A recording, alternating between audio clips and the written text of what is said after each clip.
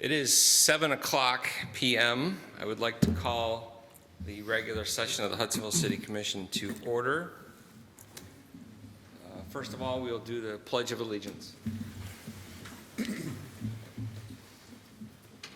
pledge allegiance to the flag of the United States of America and to the republic for which it stands, one nation, under God, indivisible, with liberty and justice for all.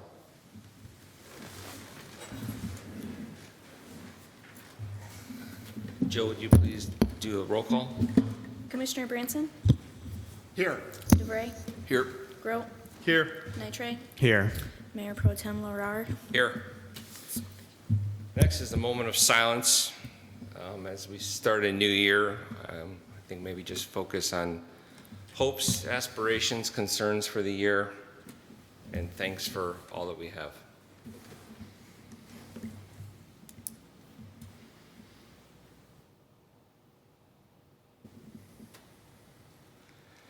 Thank you. Next, we'll move into public comments. If there's anyone from the public who is here who wishes to address the commission about something not on the agenda, please step forward, state your name and your address at the mic, and we'll give you a couple minutes if you wish. Seeing none. Consent agenda is next. Consent agenda consists of minutes from various meetings. There's 6 of them, 3 city commissions, 1 board of review, 1 zoning board of appeals, and 1 planning commission meeting. Is there a motion? There's a motion or support? Why, sorry. Make the motion. Can't do both. Getting ahead of myself. You can't do both. I know I said that. Is there a second? I'll second that. It's been moved and supported. It says roll call on this, so roll call, please. Commissioner Branson? Yes. Grote? Yes. DeVray? Yes. Nitre? Yes. Lerard? Yes. Public hearing. Can I have a motion on the public hearing for West Michigan Beef Company? You have to We do the open. minutes first? Oh, we just did, I'm sorry. We did. Never mind what I was thinking. I distracted you. Can I make a Public hearing motion? for West Michigan Can I Beef. make a Yes, motion? please, Tobin. All right. You have to, open the public hearing. Don't we have to get it on the floor first? That's what Jill said. you have to open the public hearing and then do the motion. Okay. I would like to open the public hearing for West Michigan Beef Industrial Facilities Exemption Certificate. Is there anyone who would like to address this issue from either West Michigan Beef or city staff?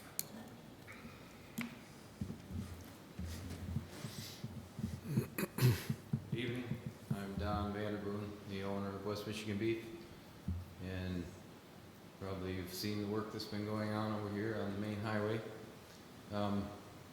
We're in the midst of an expansion, and we've outgrown our old building as well as it being very old, and it just was difficult to try to do any more renovations of that building. So we're investing a lot, and inflation didn't help us any. But we believe that there's a need for that type of business in this area, and that we're doing a lot of good for the agriculture community, and we're asking for your support for this facilities exemption. So, any questions of what we're doing, or? Any comments, questions from the board? We talked about this in a little bit more detail at the last meeting, so I don't know how much more you guys want to know about this. Yeah. Or if there's any other questions that you have. I will say it looks impressive. I'm a civil engineer, so it looks good. The comment I hear from a lot of people, though, is they're thrilled you kept the red barn. That is the comment I hear, because it's a cool structure. No other questions? No, I'd just like to say I appreciate the investment and continuity in Hudsonville and the good that it'll do, bringing jobs, keeping business here. So it's much appreciated. Thank you. I'd echo that. Remember 20 plus years ago, my wife reading the water meter in your basement and having comments on that. Thank you. Now I'll entertain a motion. All right. I'll make a motion to approve resolution number 23-1758, approving the application of West Michigan Beef Company LLC for an industrial facilities exemption certificate for real property in the amount of $33,200,469 for a period of 12 years. I'll second that. It's been moved and supported. Jill, can you do a roll? I didn't close the public hearing.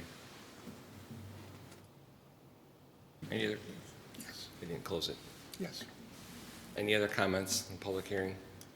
Okay, we'll close the public hearing. So Jill, can you do a roll call, please, on that?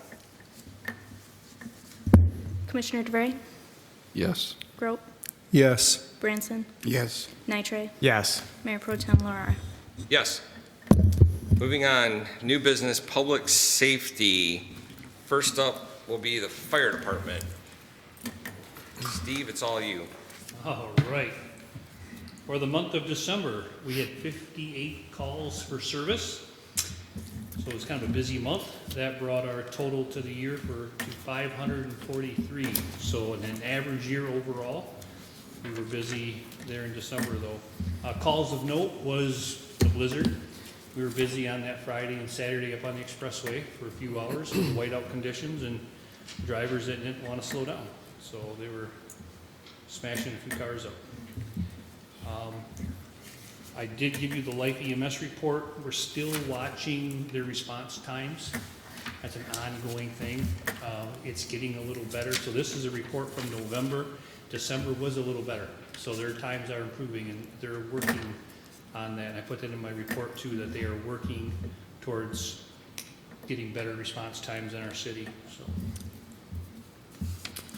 any questions? I have a question, looking at your report, and maybe it's classified different than it used to, but I noticed for the year there were no mutual aid requests. Right, so, and that actually, and that's a good catch. Mutual aid used to be whenever, and it still is, whenever we go out into Jamestown or out into Georgetown. The way that NFIRS reports that, and that's the National Fire Incident Reporting System, the way that they report that now is we no longer classify that as a mutual aid type of call. Now we tag on to what their incident is, so if they call it a structure fire, for us, it's a structure fire.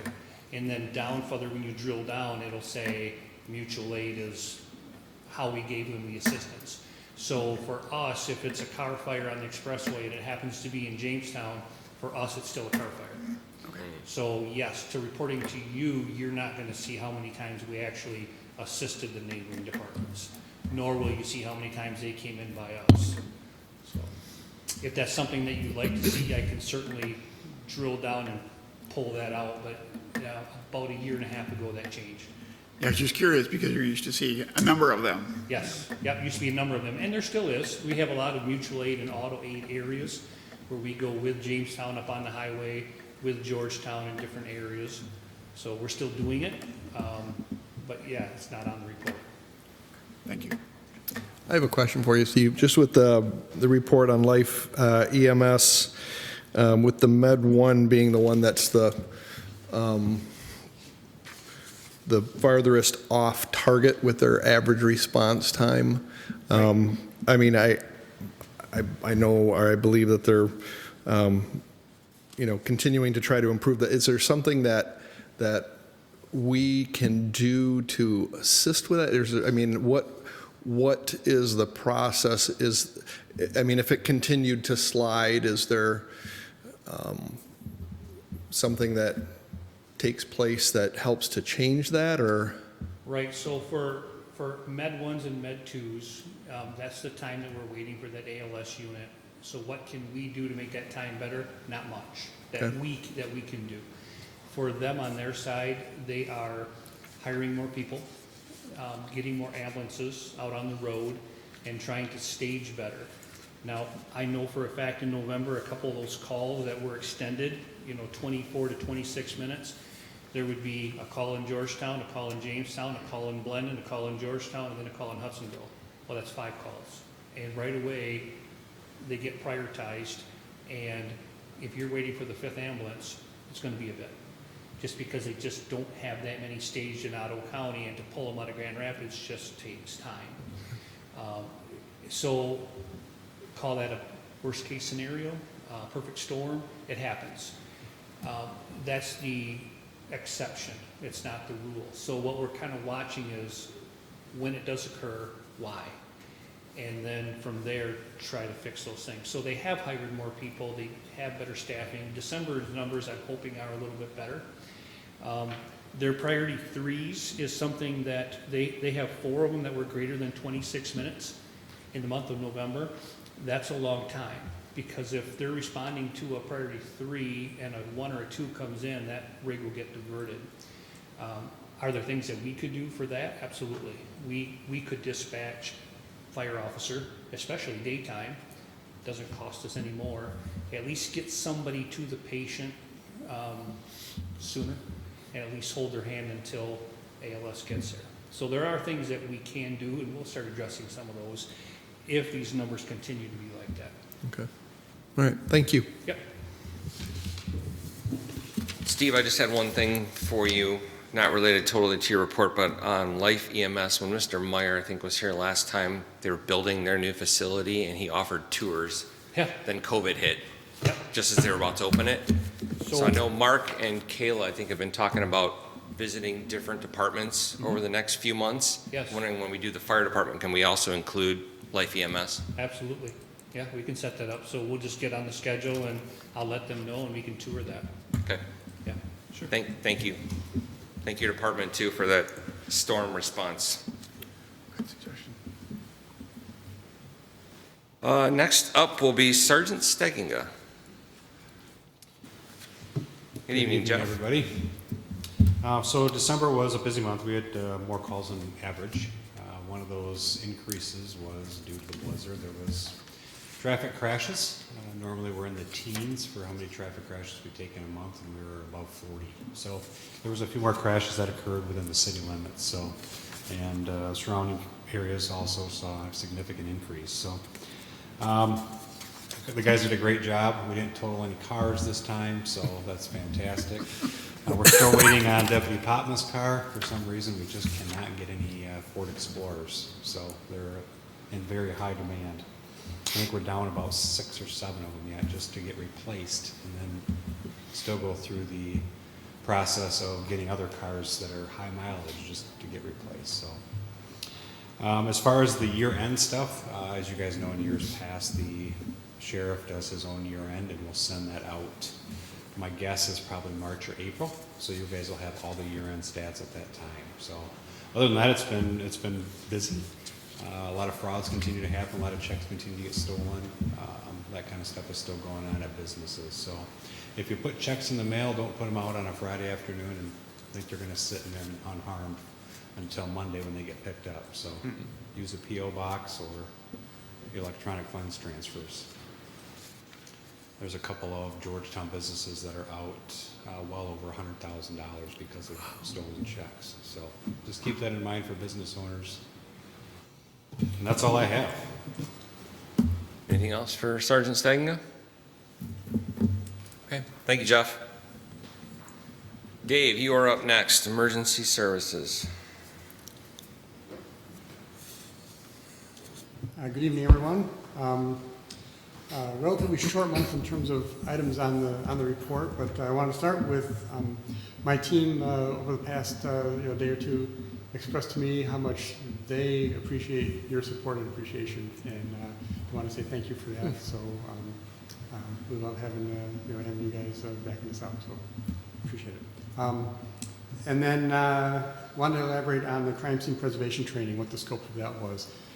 We pretty much sat in with Search and Rescue on a training event that they had from a couple of detectives from Ottawa County, learning what does a crime scene look like, what to do if you suddenly discover you're in one because you're looking for somebody, and how not to disturb it and things like that.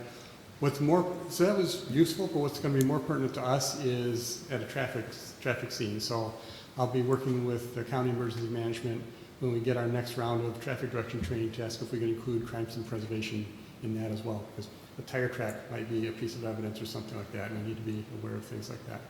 So anyway, that will be coming up hopefully in the first half of this year.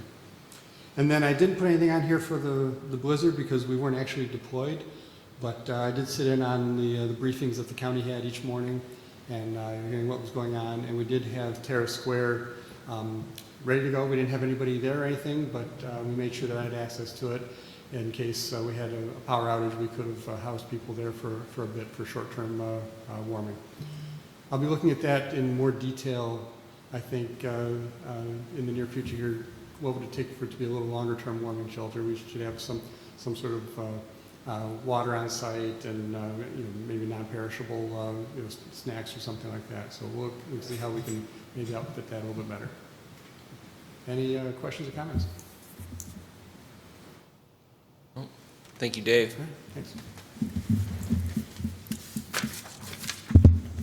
Next up will be Finance. City Treasurer's monthly reports. Go ahead, Kayla. Okay, so we're gonna go over the month of November. So for the general fund summary, we are at 61.12% of our budgeted revenues and 40.76 of our budgeted expenditures. In the revenue summary, you can see that in the month of November, we brought in a little bit over 54,000. Not that much, but that's typical for that month. For revenue to date, that brings us to $3,618,028, which is $300,000 more than prior year. For the expenditure summary, for the month of November, we expensed $384,306, bringing our year-to-date to $2,582,784. Questions on those reports? Okay, so we'll move on to the investment report for November. So at the top, that's the first CD that matured. It was at a 0.30 rate of return. And so what I did is I went ahead and actually purchased a CD with Horizon Bank at 4.75% and a bond with the Federal National Mortgage Association at 5.28%. So I'm glad that, our low rates are kind of going and I can renew at higher rates. I know the Fed's going to meet again soon and there's probably going to be another rate hike coming. So I'll keep taking advantage of that as we go through. But basically for the month of November, we made $14,631 in interest. And that brings our average rate of return to 1.96. So still pretty low, but it's climbing little by little. Questions on that report? Okay. Thank you, Kayla. Move on to payment of the bills. Is there a motion from the Finance Committee? I'll make a motion. In 1 second. Thanks. To confirm the payment of the bills in the amount of $581,815.51 and to confirm payment of bills paid between meetings and reviewed by the Finance Committee. I support that motion. It's been moved and supported. Any questions about that one before we go to a roll call? Jill, can you do the roll call, please? Commissioner DeVray? Yes. Nitre? Yes. Branson? Yes. Grote? Yes. Larrar? Yes. That is approved. ACH funds distribution, is there a motion? I'll make a motion to confirm the funds distributed via automated clearinghouse in the amount of $214,281.79, which were distributed between meetings and reviewed by the city manager. Support. It's been moved and supported. Any questions about ACH funds distribution? Seeing none. Jill, would you do a roll call on that one too, please? Commissioner DeVray? Yes. Nitre? Yes. Branson? Yes. Grote? Yes. Larrar? Yes.